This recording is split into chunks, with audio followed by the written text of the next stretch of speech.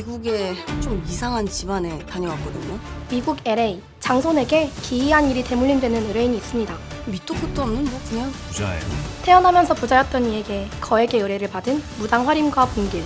딱 보니 묘바람입니다.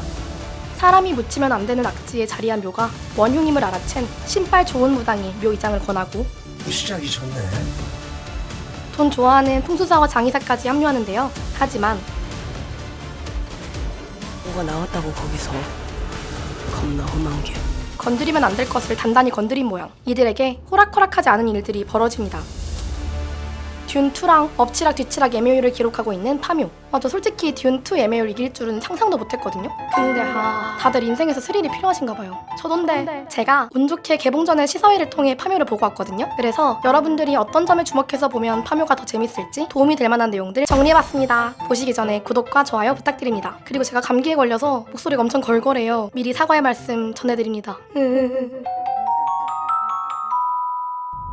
오컬트, 과학적으로 설명이나 추론이 어려운 초자연적 현상을 말합니다. 오컬트 영화는 말 그대로 귀신, 악마, 요괴, 영적인 존재 등이 등장하는 초자연적 현상을 소재로 삼은 영화죠. 그리고 파묘는 제가 지금까지 본 영화 중에 진짜 가장 한국적인 오컬트 영화입니다. 끝까지 잡숴가면서 제대로 된 묘자리를 찾아내는 풍수지리 전문가 최민식, 대통령이 저 세상 가시는 길까지 제대로 모신다는 장의사 유해진, 음과 양, 어둠과 빛, 그 경계 사이에서 경운을 외고 원혼을 달래는 무당 김고은과 이도현. 우리나라 오컬트에서만 볼 수 있는 직업 설정인데요. 소재 또한 지극히 한국스럽습니다.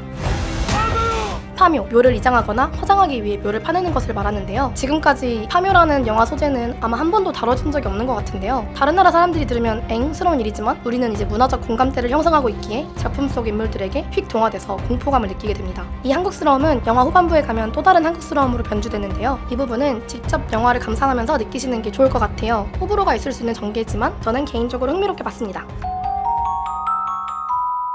그리고 이 매력을 극대화하는 게 영화 전반적인 배경, 세트장입니다. 스산한 분위기며 현실감이 진짜 장난 아니거든요. 영화를 연출한 장재현 감독은 묘터 자체를 영화의 또 다른 주연이라고 생각했는데요. 이를 위해 로드뷰를 켜고 전국 곳곳에 묘를 서치했고 평범한 묘 중 뭔가 스산한 느낌이 드는 묘를 구현해내기로 결심했습니다. 그리고 1200평이 넘는 오픈 세트장을 만들어냈다고.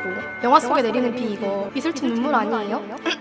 미술팀은 세트장에 2m 넘게 흙을 쌓고 나무 50그루를 추가로 옮겨 심으면서 사람의 발길이 닿지 않은 묘터를 구현해냈습니다. TMI로 제 고향이 시골이라서 동생이랑 심심하면 뒷산 올라가서 묘지 옆에서 놀고 그랬거든요. 근데 그 묘지 근처 풍경이며 스산한 분위기 이런 게 제대로 표현됐더라고요.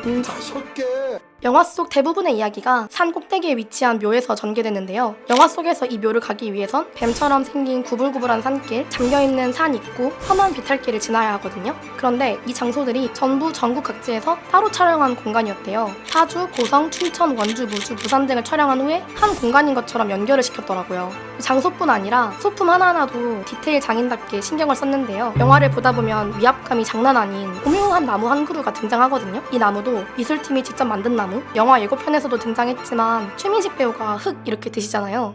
이 흙 역시 미술팀에서 콩가루랑 과자를 빻아서 만들어준 고소한 가루. 뿐만 아니라 영화 속에 돈 많은 의뢰인 집이 위치한 LA에는 싱그러운 야자수를, 악지 중에 악지라는 묘터 근처엔 잎이 붉게 변한 죽은 소나무와 검은 흙을 세팅했는데요. 이 흙 색깔도 몇 번이고 다시 만들 정도로 현실성에 많이 집착했다고 합니다. 장재현 감독 영화 미술팀 빡신 걸로 진짜 여간 유명한 게 아니잖아요. 사바하 때 압도적인 장엄함을 선사한 탱화를 이런 걸 모시는 신흥단체 본 적 있으세요?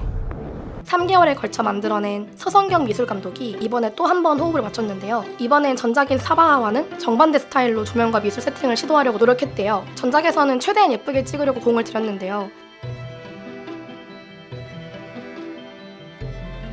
근데 파묘는 보이지 않는 스산한 기운이랑 기세를 잘 담으려고 노력했다고 합니다. 이 부분 인지하고 영화 보시면 아마 더 재밌으실 거예요.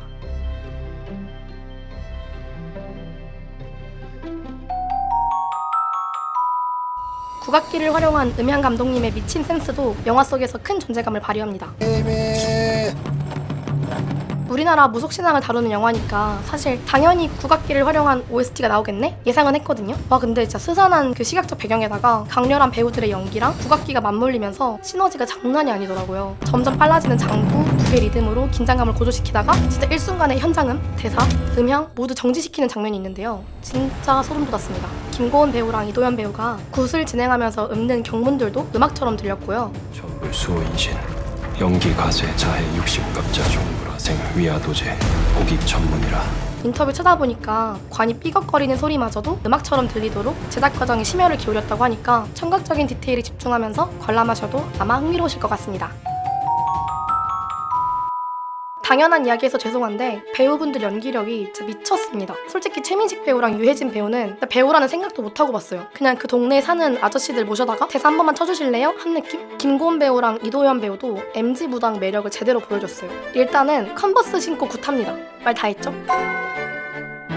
특히 이도현 배우의 연기력이 빛을 발하는 장면이 있는데요. 스포가 될까봐 자세히 말은 못하지만 굉장히 난이도 높은 대사를 소화하는 장면이 있거든요. 검은 사제들의 박소담 배우가 연상되는 연기였습니다. 예고편엔 안 나오지만 등장하는 조연분들의 연기력도 진짜 좋습니다. 응팔로 대중들에게 제대로 눈도장 찍은 김선영 배우가 동료 무당으로 등장하거든요. 이분도 그냥 기운 좋은 무당 섭외한 줄. 개인적으로 영화 속에서 가장 좋았던 장면이 김선영 배우님과 관련된 장면이거든요. 여러분들도 보고 나서 어떤 장면이 제일 좋았는지 댓글 달아주세요.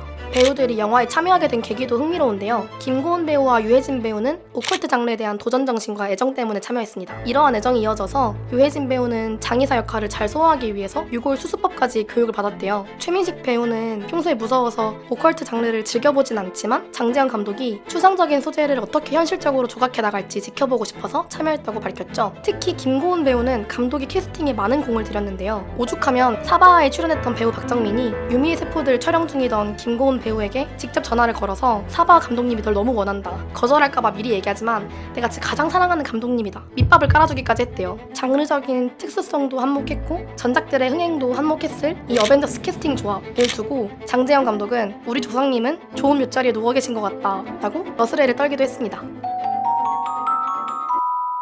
이번엔 무속신앙으로 한 작품 만들어온 장재현 감독. 여러 종교를 믹스해내는 능력과는 별개로 독실한 기독교 집사님이라는 정보는 유명하죠? 이번 영화 제작 과정엔 유독 감독의 실제 경험담이 많이 반영됐습니다. 먼저 파묘라는 소재부터 감독의 과거 기억에서 발굴됐는데요. 어린 시절에 감독이 종종 방문해 놀던 묘가 고속도로 건설 이슈로 이장을 해야 돼서 구경을 간 적이 있대요. 묻힌 지 100년도 넘은 나무관을 사람들이 꺼내고 제사를 지냈던 걸 옆에서 봤을 때 흙냄새와 색깔이 또렷하게 기억되고 당시 느꼈던 호기심과 무서움, 복합적인 감정이 항상 기억 속에 남아 있었대요. 이 기억을 발굴해 이번 영화로 발전시켰다고 하네요.